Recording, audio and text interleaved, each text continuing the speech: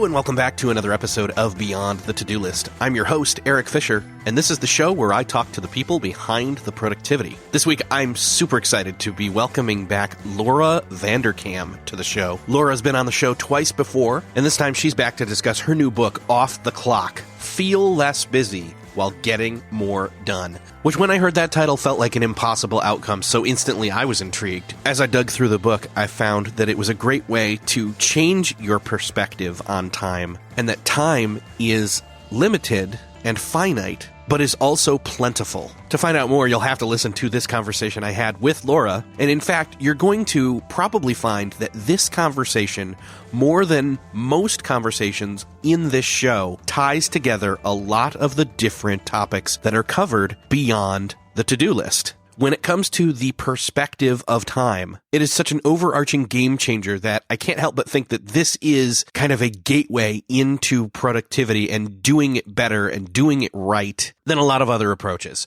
So let me get out of the way so you can listen in on this conversation with Laura Vanderkam. This week, I'm actually super thrilled to be welcoming back Laura Vanderkam to the show. Laura, welcome back. Thank you for having me again. I appreciate it. You're welcome. So when I found out that you had a new book out, my instant instinct is, okay, I have to have you back on the show regardless of what the book's about, because, you've been on twice before and you've written incredibly great books on, I wouldn't call them on productivity, but they're connected to it in a lot of ways, I guess. You know what I mean? Yeah, there's always a productivity element, but I'm, always trying to get people to think about their time in a little bit of a different way. When I saw what it was about, and in fact, the whole idea of feeling less busy but getting more done seems so contradictory that I thought, okay, how's she going to pull this off? And then I got into it and I realized, oh, you're talking about the perception of time and how we can kind of live in the in between of being so aware that time is this finite resource and yet at the same time living in it and feeling like we have more of it. Yeah, I really do believe that time is precious and time is plentiful. And it sounds like that's a paradox, but one of the amazing things about paradoxes is that they often can both be true. Both sides can be true if you're viewing it from a broader perspective. And so that's really what I cover in Off the Clock. Yeah. So, yeah. And then that's the other thing is Off the Clock feels like this kind of, well, I've checked out. Now I'm not getting anything done. And that's further there. There's nothing that could be further from the truth. Again, this book is all about productivity and not about productivity. In fact, in the intro that I've not yet recorded, but have written for this episode, so wrap your mind around that one. The things that you talk about in this book are so connected to all of the tangentials of beyond the to-do list, of not just being about the day-to-day checking off the things on your list, but about living in your life and again, what you always talk about and talk about a lot is tracking your time, even in this book. And in fact, that kind of tracking your time, being accountable for your time, again, kind of feels like an antithesis to just sitting back and enjoying it, right? Yeah, except, and as you know, you need to know where the time is going in order to transcend this sort of sense of ceaseless ticking. Because when I know where my time goes, I can feel more relaxed about it. I know there's not something I'm not doing, right? I know where the time is going. I know how much time I'm allocating to different spheres of my life, to different projects. I know what's coming up. I know what I've done in my past and sort of can celebrate that as well. And so this sense of satisfaction and knowledge is really what gives us time freedom. And I know, again, we got this paradox here, but the time discipline leads to time freedom. And I think if we can get our heads around that idea, it opens up all sorts of possibilities. Yeah. And ultimately, we're talking about being a good steward of this finite but plentiful resource, right? Yeah, because if we're not good stewards of it, we won't do what we want to in life. It's this gift we've been given and that we want to make the most of it and reach our potential and do what we can to make the world a better place while we're here. And part of that comes from using our hours wisely. Yeah. And I think that's the other thing is if we're not practicing a mindfulness or an awareness, then it's happening whether or not we're aware of it anyway. So why not be aware of it and then have a proper perspective, right? Yeah. And one of the things that makes time so difficult to use well is that it does keep passing, whether we think about how we are spending it or not. And so it is so easy to spend time mindlessly. And many of us do spend time mindlessly. I know I do. The good thing, though, about tracking my time is that I then have to acknowledge how much time I have spent mindlessly. And if I ever find myself saying, oh, I don't have time for X, Y, or Z, I can look at my logs and say, I'm pretty sure that you do have time for X, Y, or Z. You just elected not to do it. And that is sometimes a little bit of a bracing feeling, but I do think the truth sets us free. So let's step back for a second because, you with your past books have talked all about not only tracking your own time, but tracking the time of others and then basically coming to us like a scientist and saying, look what I found out. And I'd love to talk a little bit about what in your time logs led you to this subject matter in this way. Yeah, I've been having people track their time for years. I have tracked my own time now continuously for 3 years, which is interesting to me. I'm not sure how interesting it is to anyone else, but I can see, where my time has gone for every half hour of the past 3 years. And I am not about to bore your listeners with a recitation, but it's fascinating to see in black and white what our lives look like. And I think a time log is a good way to see that. For this particular book, I wanted to know how people felt about their time. And I wanted to understand why some people feel like they have enough time for the things they want to do, and other people do not feel like they have enough time for the things they want to do. And in particular, I wanted to take out the obvious variables. So we know from large scale surveys that people who work full time feel like they have less time for the things they want to do than people who do not. So we're going to go ahead and only take people who work full time. We're only going to look at those people. We also happen to know that people who have children at home feel like they have significantly less time than people who do not. So I also said, well, let's look at people who have children at home. So we have people who work full time, have kids at home. I had 900 of these busy people track their time for a day. And then I asked them questions about that day, which happened to be March 27, 2017. And it's a normal day. And I asked them how they felt about their time, how they, felt about their time generally, how they felt about their time yesterday, various things about their lives. And then I could compare schedules of people who had the highest time perception scores and the people who have the lowest time perception scores. So what are the actual differences between people who feel like they have abundant time and people who feel like they are starved for time, pressed for time? And that is what this book is about, looking at the different strategies to make us feel like we do have more time. One of the biggest things that I think stuck out to me was the finding that you typically will find a proper perspective, or what was it again? How did you put it? A higher time awareness or time score, the score?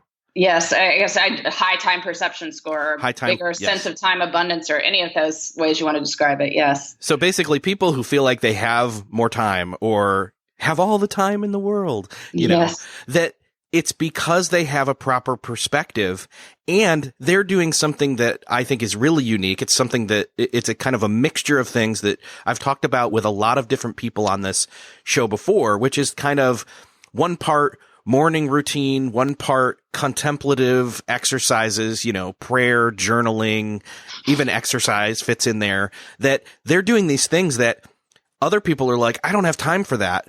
And yet these people are doing those things and have all the time in the world. It is so true. Reflective activities is one of the variables I looked at. So any of those things that fit in those lines of journaling, meditating, praying, anything that makes you pause and reflect on your life. And people who had the highest time perception scores were far more likely to do these things. They did these things more times per week. They devoted more time to them than the people who had the lowest time perception scores. In fact, about half the people who had the lowest time perception scores never did any of those activities. And it's not that these things take any time whatsoever. I mean, you could reflect in the shower. You could write in a journal for 3 minutes. And in fact, the people who had the lowest time perception scores, it's not that they had no leisure time. They actually spent more time on social media, more time watching TV, more time doing those sorts of things than the people with the high time perception score. So they had leisure time. They just used it in different ways. And so I'm saying if you elect to use some of that, time that you have a choice over how to use, if you use some of that for reflecting, what happens is that you look at your life and you see what you're doing with your life and you see what you have done with your life. And taking a few minutes to do this makes you feel like you have more time. So a very wise investment. Yeah, definitely. I couldn't agree more. I think that, again, I probably have some blind spots there. A lot of people do, actually. We all do. When it comes to like, how am I spending my time? I feel like, no, like I'm not wasting time spending too much time, on my phone or on social media or watching TV, etc. But if I were to be honest with myself and started to track my time, again, I don't consistently track my time, but every once in a while it's like, all right, things are out of whack. I need to sit down and do that. So in fact, let's go there. Like, you have done it now for 3 years consistently. How would you suggest somebody who's a newbie at this start tracking their time, or even just do like a quick audit? Yeah. I mean, I would not say set out to do 3 years. That's right, probably right. should be a lot to bite off. First try a day. Like, you could sit there, whatever time you're listening to this podcast.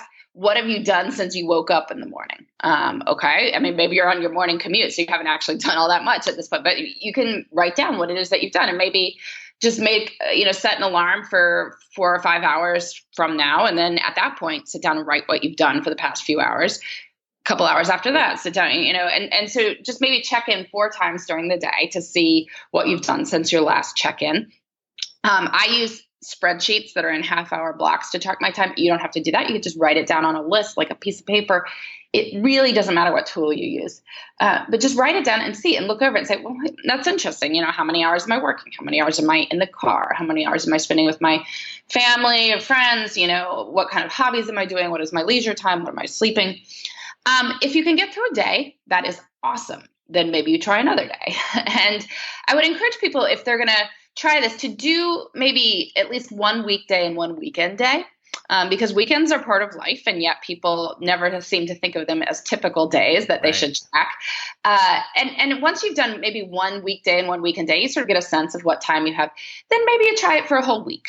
I think a week is a really good goal for most people. You can try to choose what you think of as a typical week.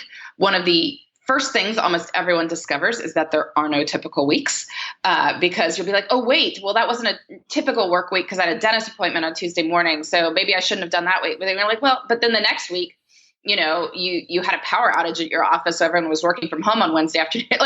There's always something. Yes. So that's an interesting phenomenon. But try to track for a week, because then you really see sort of the unit of life as we live it. People discover all kinds of things. A common one is that, you might feel like you're working a lot.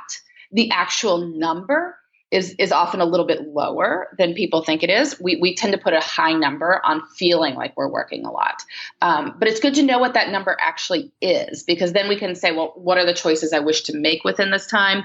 How much time do I have when I'm not working, so I can choose good things to do within that not working time? Sleep is sometimes a little bit more heartening than we might have imagined. People often discover that they're sleeping less than they want during the week, but they may be making that up later in the week, Thursday, Friday, Saturday, Sunday, so that the overall total comes out okay.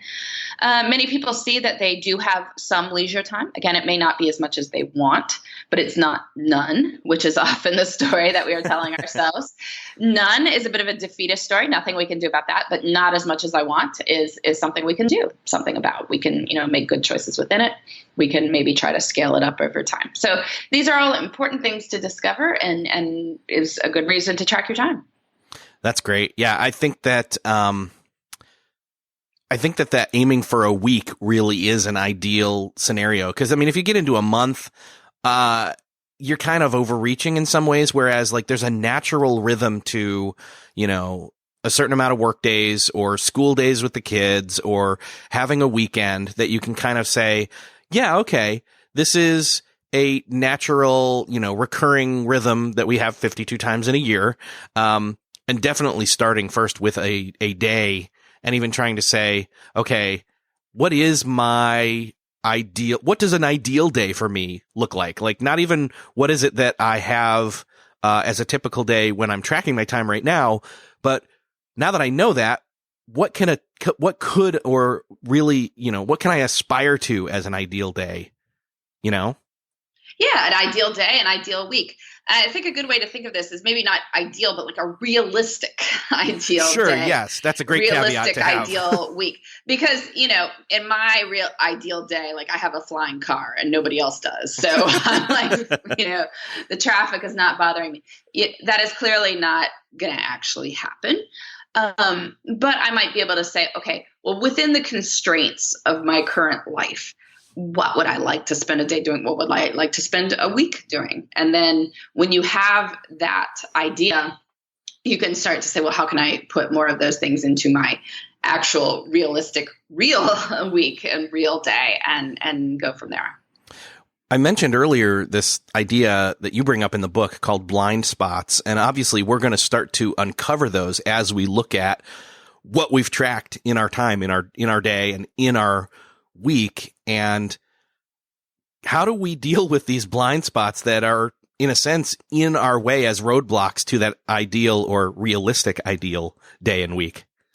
Well, we all have blind spots about our time, and I include myself in this category. I have, when I tracked my time, I started doing it continuously. I discovered that I work fewer hours than I thought I'd do. I had tracked my time here and there over the years for a week, and I'd always worked about 50 hours a week. And then I started tracking my time continuously, and I realized that I had chosen very specific weeks to track in the past, which were weeks when I was working 50 hours a week because I wanted to see that as my number. When then I was able to track my time continuously, I saw that I was choosing specific weeks. So when I looked at my time more holistically, I saw that I had blind spots with this. I thought I didn't spend much time in the car because, most of the time I'm working out of a home office, but it turns out that, in fact, I'm in the car for about an hour a day. And that was time that I was really doing nothing of any consequence with. I was listening to like top 40 radio, which I don't even like top 40 radio, but it was just on my car and I hadn't thought to do anything about it. So, these are all blind spots that are there. And it's not really about this case of like, gotcha. Like, I'm not trying to, catch anyone like, oh, you said you had no time. And look, you're watching Big Bang Theory for hours, young Sheldon marathon. I mean, that's fine. If you love it, great. It's more that we want to know where the time is going so that we actually can use good data. I mean, if we want to change things about our life, we want to make sure we're working from the right data. Because if you don't have it, how do you know you're changing the right thing? Like if I had thought, oh, I'm working crazy hours, I need to scale that down. And then I track my time. I say, actually, I'm really not working all that crazy hours. Sometimes it feels like it, but it really isn't. Well, then I'm working with a different issue. I'm working with like, well, how am I managing my energy during my work hours? Am I making sure that I'm spending my work hours on the things I want to be doing that I find more energizing as opposed to the things I find so draining? Am I doing enough stuff in my personal life that makes me feel like these personal life hours exist as opposed to only work hours exist because those are the only ones I'm thinking of? We want to make sure that what we think is the problem is actually the problem before we solve it. Yeah, totally. Because you can come across something and say, well, wait a second. I thought I was working a whole lot more, like you said, but in fact, I'm working a lot less. So then why do I feel like I'm working all this time that I'm in fact not? What's the deeper issue here?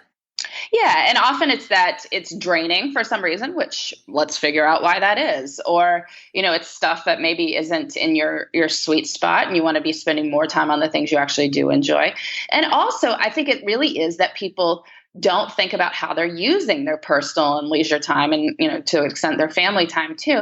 And when we don't think about these things, then that time feels like it's less there. It feels like it doesn't exist. I mean, I tell people that, there's 60 hours between Friday at 6 p.m. and Monday at 6 a.m. It often doesn't feel like it, but that's quite a bit of time. Or if you track your time, my weekly spreadsheets start Monday at 5 a.m., go Monday to 5 a.m. So Monday, 5 a.m. is the start of the week, which means that the halfway point is 5 p.m. Thursday. Now, you think about that, like 5 p.m. Thursday sounds somewhat like the end of the week, Yeah. but it isn't. It's the halfway mark. There's just as much time afterward. And yet it doesn't feel like it because we often spend less effort thinking about what we want to do at that time. We're less mindful of it. We're less, intentional with it. But we don't have to be. We can be more intentional about it. And then that time will feel like it is bigger and more vast. Well, and even people who start their week or, by a calendar week where it's like Sunday morning, still Wednesday at 5 p.m. would be, I think, the shift, right? And that still feels like, whoa, a whole half of a week is gone. Yeah. Yeah. No, there's more time than we think is often the case. The problem is it just doesn't occur at the times that we're wishing we had more time. It's sort of one of these difficulties of human nature that we wish we had more time, and yet some of the time we have, we are often wishing away. And so getting away from that wishing time away is key to feeling like we have more time.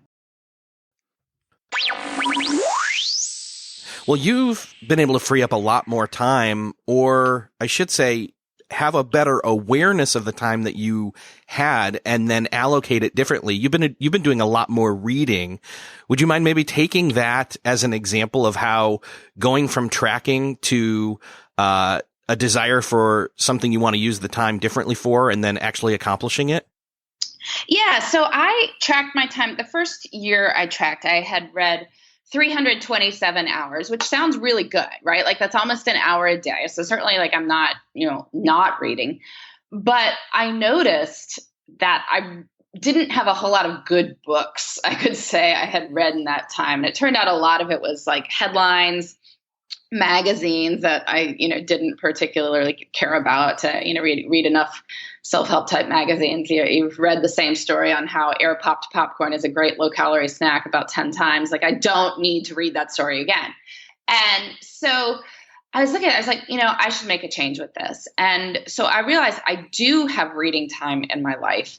I just need better things to read. And so I started building in time to choosing books. I started looking at more of the list that Anne Bogle, I know some of your listeners probably listen to the What Should I Read Next podcast.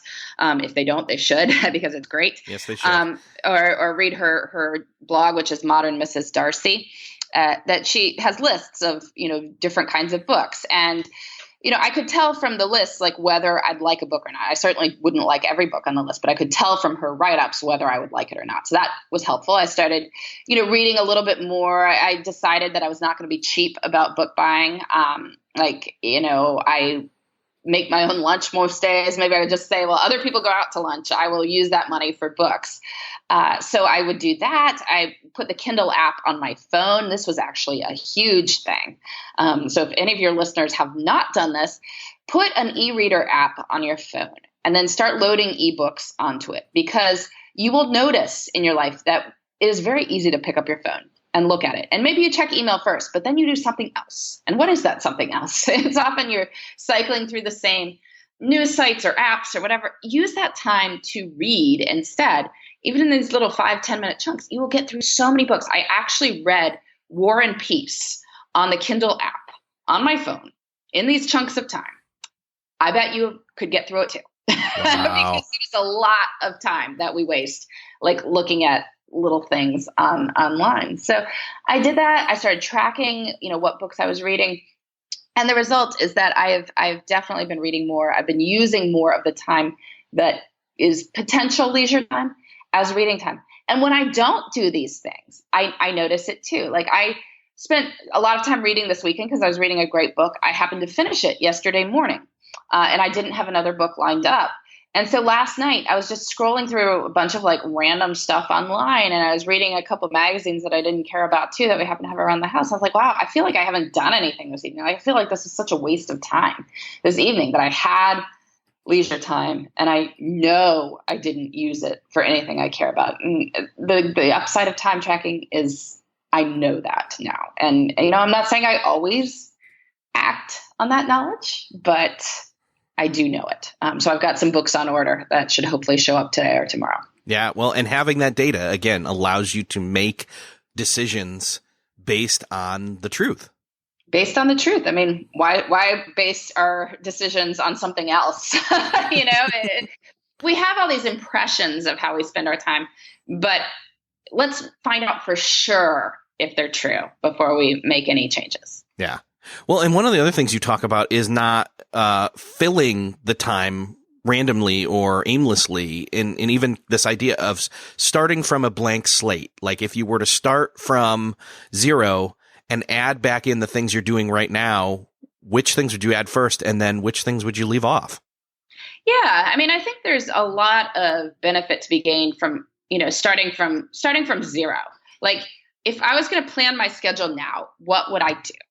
And, there's a lot of stuff we would do, a lot of stuff we wouldn't do. And it's important to understand what those things are.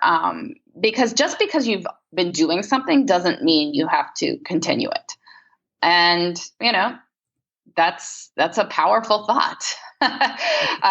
So think about that.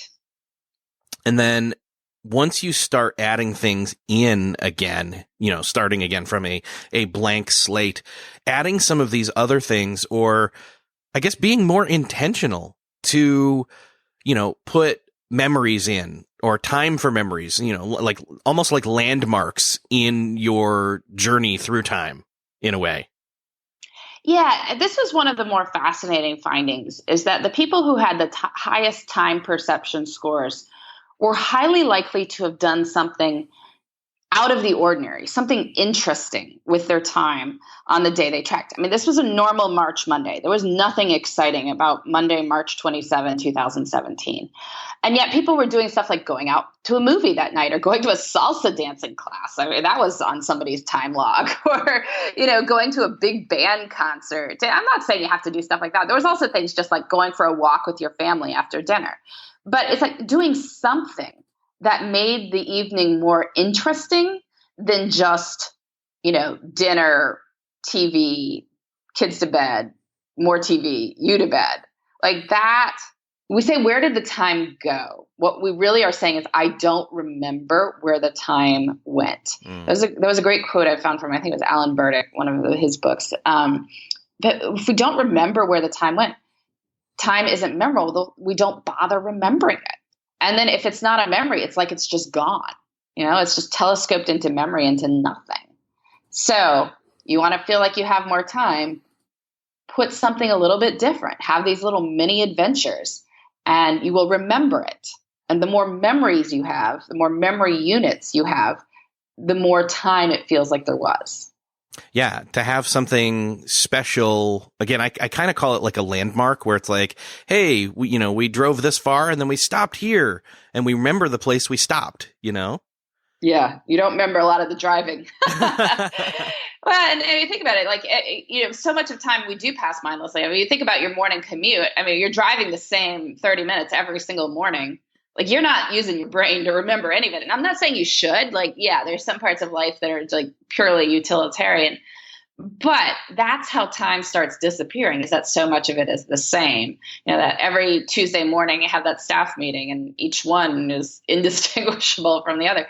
So you don't remember them. And this is sort of, adult life can be sadly like this sometimes. But we can put in different things. We do have some control of our time. So consciously having a mind toward adventure can make life and time seem more vast. Yeah. Well, and that's essentially doing this kind of investing in your own happiness.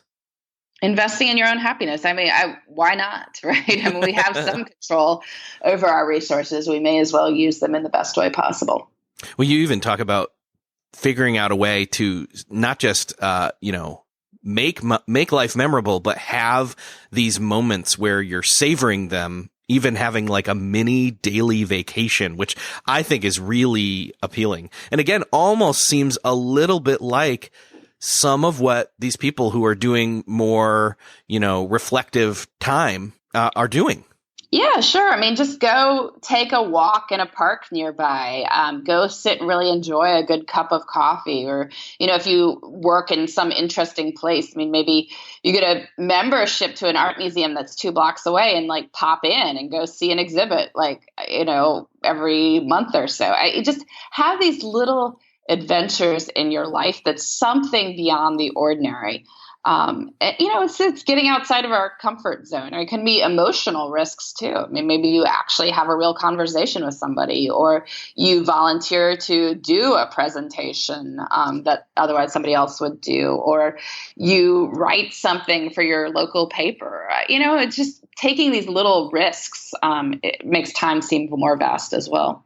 Yeah. Well, and also doing those things that are out of the ordinary are great for getting a boost of inspiration or creativity, even if you're not stuck creatively.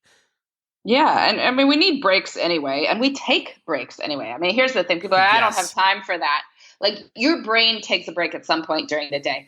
It may look like you're not really taking a break because you're just checking over at headlines on your phone while you're technically at your desk or whatever, but you're taking a break. Like, acknowledge that's what it is. And instead of reading these headlines that are not necessarily putting you in anything of a better mood, if you're reading the same news I am, which we live in the same world, so you probably are, go do something more, adding beauty to your life in some way, shape, or form. And you'll get better ideas. You'll feel more relaxed. You will feel like you have more time. It also has to do with spending time with others. Yeah, this was a fascinating finding too. So I was comparing the time logs of people who felt like they had the most time and people who felt like they had the least time. People who felt like they had the most time, the amount of people's time perception scores, I don't see how I say this, people's time perception scores rose in direct correlation with how much time they spent with friends and family. And again, this is a Monday, so it was a work day for people in this study.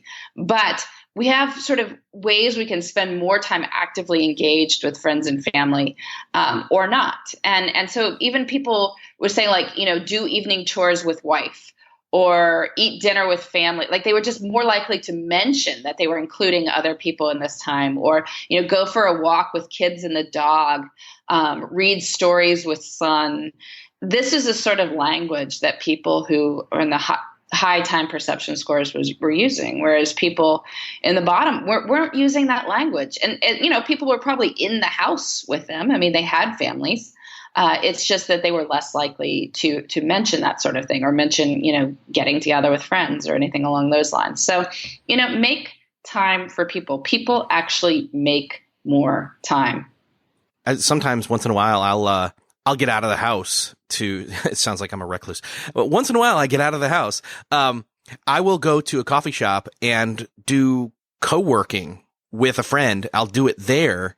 And it's helpful because it kind of adds to the push and the pull of the day. Whereas we, one, keep each other accountable for getting stuff done. But two, we also get to pause, have some coffee, talk about like the latest movie that we want to go see or that we have seen or something, and have that intentional break, and even maybe get up and go for a walk. We'll do that too. So, that feels like almost incorporating a number of these different, ideas together. Yeah, that's really firing on all cylinders there. Right? It's a break that includes physical activity, talking with someone you like, fresh air. Like, yeah, I mean, how could you not have more energy at the end of that? Or certainly you'll have more energy than just, checking Twitter for 10 minutes.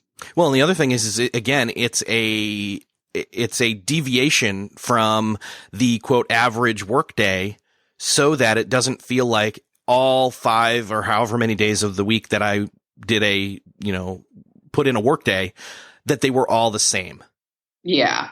And it's that sameness and monotony that sort of makes time shrivel up, which is a paraphrase quote from William James here. He wrote a lot about time back in the 19th century, I guess, but he or early 20th, I forget exactly when it was, but he wrote about this monotony is what makes it seem like it doesn't exist. And so whatever you can do to not have complete monotony will make life seem more vast and time seem more vast. And there's nothing wrong with routines. I mean, routines are good in many ways. Yeah. And as you know this as a productivity person, having a good routine is what makes us get stuff done.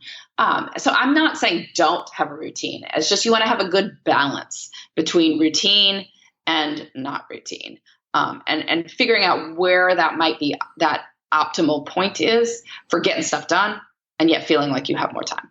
Yeah, in fact, breaking the routine once in a while actually frees you up to get more done and, again, feel like you're less busy. Hey, look, I tied it all back around. Back around. Laura, it's been awesome talking with you. I want to direct everybody to get the book because I just found it was, one part productivity, another part almost science fiction when we're talking about, time and how we perceive it. So is there any kind of place and or bonuses you want to point people to make sure that they hit the ground running with this? Yeah. So please, if you want to pick up a copy of Off the Clock or listen to it in your car on audiobook, whatever you want to do, that would be awesome. You can come visit me at my website, lauravanderkam.com. It's just my name. You can fill out the form there and I will send you a time log, any version of it you want, 15-minute, 30-minute, PDF, Excel. Well, we serve all comers here. Yeah. But, just to give it a whirl, start seeing where the time really goes. So you can decide what you love about it, what you don't love about it, what you want to change, and what you're just going to accept. And there's some, freedom and acceptance as well. Sometimes we just decide that we're going to deal with life as it is, and that's cool too. But we want to have this knowledge because that's what puts us back in control. And that's really about what time freedom is. Awesome. Yeah, we could all use some more freedom in our time. So, Laura, thank you so much for being on the show again. I can't wait to see what you do next. Thank you so much. Thanks for having me. I don't know about you, but I walked away from reading this book, as well as this conversation with Laura, having a better perspective on time. But not only that, walking away with a determination to use some of these well-documented skills that these people have who have a better perspective on time, who are a better steward of time. I am walking away determined to put into practice more of these. And that's not to say that I wasn't already doing it. However, being more intentional, being more clarified in my action steps about how to do that is what I'm walking away with. And I hope that you are too. I would love it if you'd let me know what you thought of this episode by going to the show notes for this episode at beyondthetodolist.com/221. There you'll be able to hit share and send this conversation to somebody you know that needs to hear it. Would you do that favor for me? Think of that one person that you know needs to hear more about having the right perspective on time and moving more towards feeling less busy, but also getting more done. And with that, I will see you next episode.